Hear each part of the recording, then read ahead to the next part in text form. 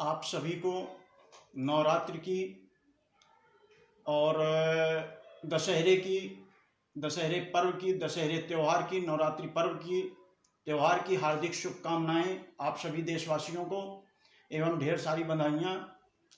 और मैं आप सभी देशवासियों को सादर प्रणाम करता हूँ।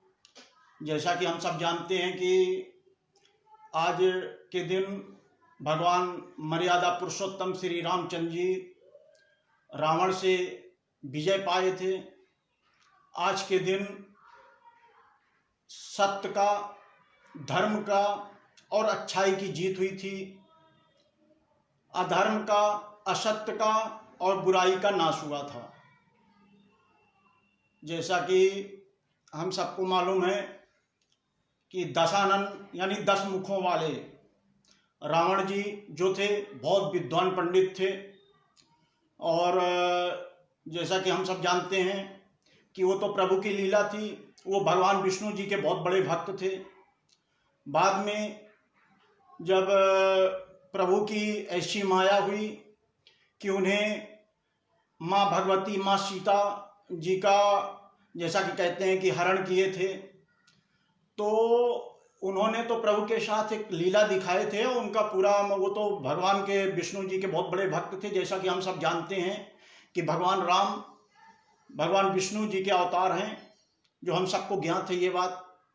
तो जब उन्होंने अपने भक्त से कहे कि हम आने वाले समय को अपना संदेश देना चाहते हैं, समय में लोगों को संदेश देना चाहते हैं, और उस संदेश को देने के लिए, हम सबको सीख देने के लिए रावण जी जो कि बहुत विद्वान पंडित थे, ईश्वर के कहने पर, वो उनके भक्त थे रावण जी भगवान विष्णु जी के, उनके आदेशानुसार, उनके कहने पर उन्होंने इस लीला में उनके आदेश का पालन किए।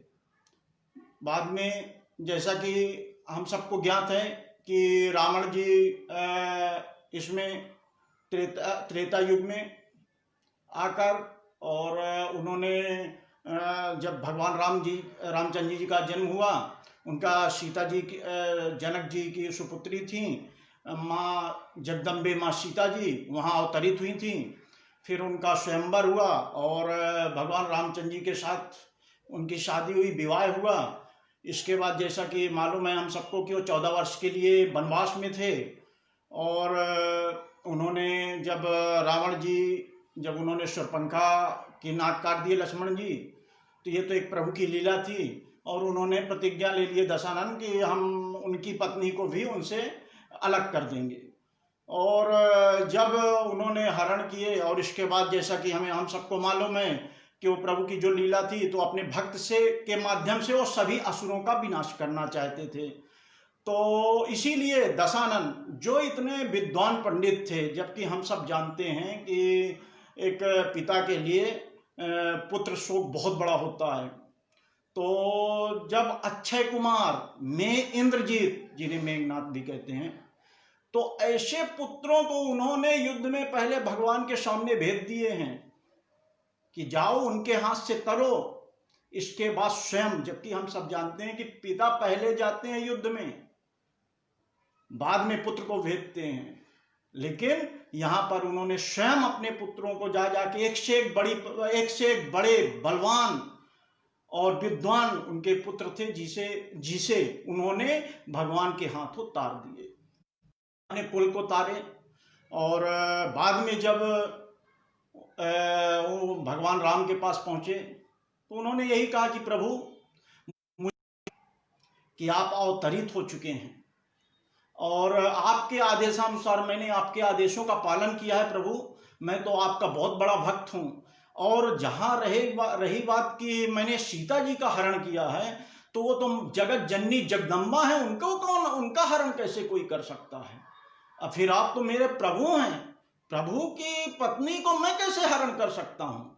मैंने तो आपके आदेशों का पालन किया है, और आप मुझे अपने श्री चरणों में स्थान दें, और मुझसे जो भी जाने अनजाने में गलती हुई हो उसके लिए मुझे क्षमा करें, और मुझे श्री चरणों में स्थान दें। और आपके आदेशानुसार इस संसार के जितने भी राक्षस थे, दैत्य थे, सबको मैंने आपके सामने सम्मुख भेजता चला गया हूं कि आपके हाथों से वो तरते चले जाएं।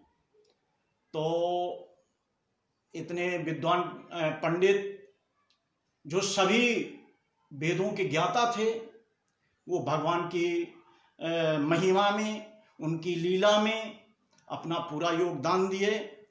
तो आज जैसा कि देखते हैं लोग, कुछ लोग कहते हैं कि अरे वो तो त्रेता द्वापर में भी ऐसा हो जाता था, वैसा हो जाता था।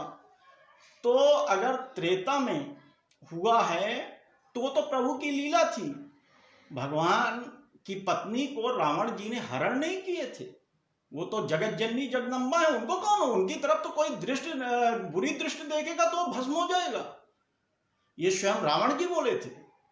लेकिन जैसा कि हम सब जानते हैं कि भगवान रामचंद्र जी के वो भक्त थे और उन्होंने फिर वो शिव जी की आराधना किए, शिव जी से उन्हें वरदान मिला और जैसा उन्होंने वो सिर चढ़ा देते थे वो 10 मुखों वाले हो गए।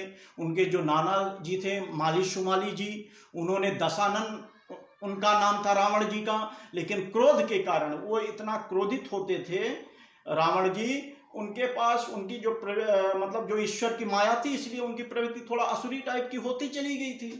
तो इसीलिए वो रावण बोलने कि इनका जो क्रोध है, जो गुस्सा है, वो रावण की तरह रहता। उनका नाम रावण नहीं था।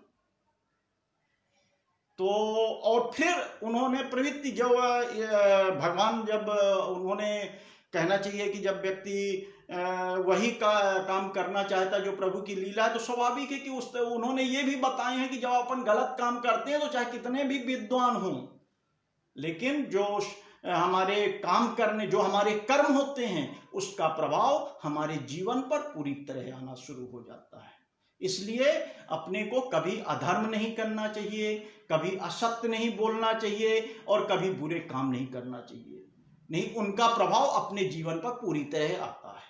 ये भी रावण जी भगवान रामचंद्र जी से इस बात को स्पष्ट कर दिए थे कि, और जब उन्होंने बोला था कि मैं तो एक से एक विद्वान, अपने एक से एक बलशाली विद्वान पुत्रों को आपके सम्मुख मरने के लिए भेजा था प्रभु, तो तरने के लिए भेजा था मैंने, क्योंकि मुझे मालूम था कि आप अवतरित हो चुके हैं, तो मेरे कुल का भी वो हो जाए, मेरा कुल भी तर जाएगा और मोक्ष को प्राप्त होगा, इसलिए मैंने ऐसा किया है। तो मेरा कहने का मतलब ये है कि जब रावण जी ने ये कहा कि यदि मैंने अगर सत्य में ये किया होता, आज जैसा मेरा विनाश हुआ, एक तो ये तो प्रभु की लीला थी, लेकिन अगर कोई भी व्यक्ति ऐसा काम करेगा आने वाले समय में उसका विनाश इसी तरह होना है। तो इस बात को हम सब ध्यान रखें कि किसी के प्रति गलत भावना ना रखें और ऐसा ना सोचें कि हम किसी की बहन बेटी को परेशान कर देंगे, कि किसी को परेशान कर देंगे तो कुछ नहीं होगा। ये गलत दिमाग से बातें हटा के और जो है तो कहना चाहिए कि अपने अहंकार को त्याग दें और बुराई, अधर्म और सत्य के रास्ते को छोड़ने में ही हम सबकी भलाई है। बस इतना ही कहूँगा मैं, और आप सभी को सादर प्रणाम करता हूँ, आप सभी को धन्यवाद है और दशहरे की फिर से मैं आप सभी को हार्दिक शुभकामनाएं देता हूँ। जय माता जी, जय सिया रामचंद्र जी की और उनके छोटे भ्राता लखनलाल की जय हो, जय हनुमान जी की। आप सभी को सादर प्रणाम, धन्यवाद, जय हिंद।